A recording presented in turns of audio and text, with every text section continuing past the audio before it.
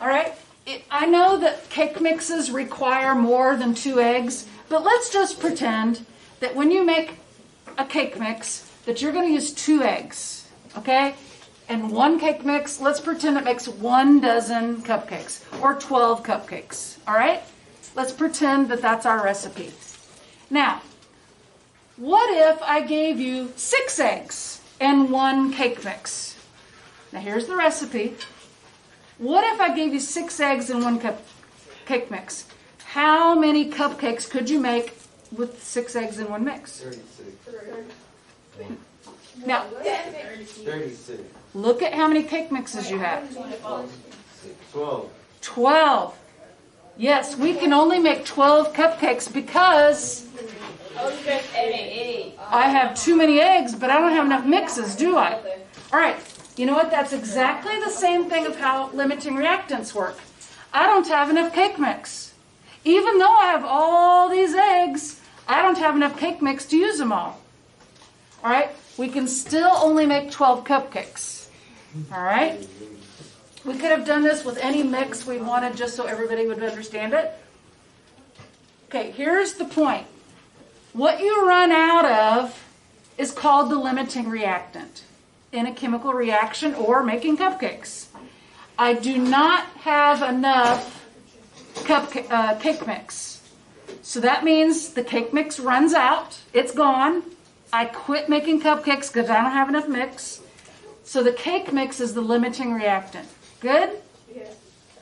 Now, excess reactant. It just happens to be the eggs.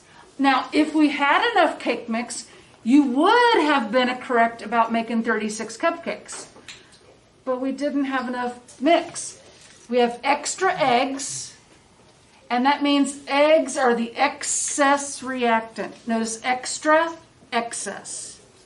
I hope that connects the words in a friendly way, make them easier to remember. So whatever's left over, that's going to be your excess reactant. Okay?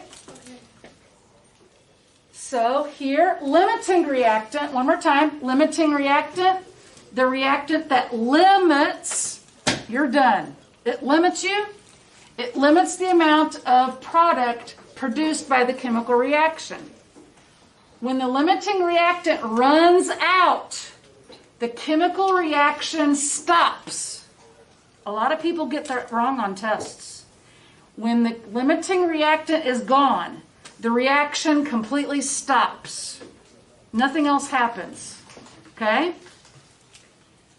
You're done. Sound good? Now, here's a real example. Okay? Silver nitrate is a very expensive chemical. You ever put a heaping tablespoon of chocolate milk mix and put it in your milk and stir it up and have chocolate milk homemade? Okay, if you did that with a heaping tablespoon of silver nitrate, that'd be about $50. Just 1 tablespoon is about $50. It's pretty expensive stuff. Okay, so let's take a silver nitrate mixture. And notice in here we have a great big piece of shiny copper. So it's ready to react because it's beautiful, shiny, clear, no coating on it. And we put it in the mixture with silver nitrate. Now notice, after it reacts, see the arrow? When it reacts, see how the solution turns blue? That blue solution is copper nitrate being made. And you see the white stuff on the copper there? That is actually silver. This really does happen. I've seen it. Except usually when we make our silver nitrate solution, I think we use water that's not totally pure. And there's a bit of chlorine in our water. And because our water has a bit of chlorine in it, it actually makes the silver react again.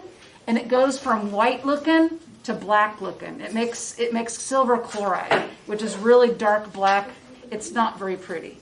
So, but anyway, here we go. The silver nitrate is going to be completely used up.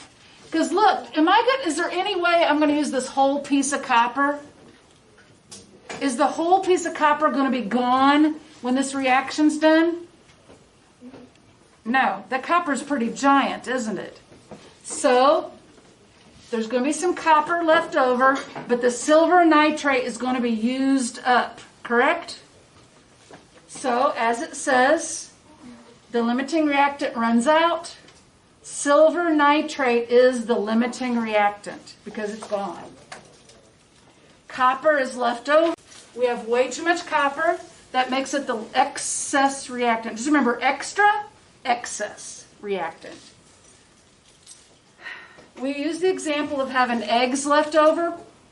That makes eggs the excess reactant there. And here's the definition with excess reactant. The reactant that does not get completely used up. Sometimes they use the word consumed. If it's consumed, that means it's reacted. Like in your stomach, there's a reaction. Okay? When the limiting reactant is gone, some of the excess reactant is left over. And it just stays that way. It just sits there doing nothing. I'm going to skip this for right now because I think you understand. Okay, here's with molecules. I've seen this on tests before from a district. Here we have whatever chemical this is. It's showing white molecules. And I have some molecules that look gray. I hope you can tell them apart. After they react, notice that I have some gray molecules left over. There's a gray molecule here and another gray one there. Now, because I have gray molecules left over, that makes them the excess reactant. If you would like, you don't have to, if you would like to abbreviate excess reactant, you can put ER. Just make sure you know what it is.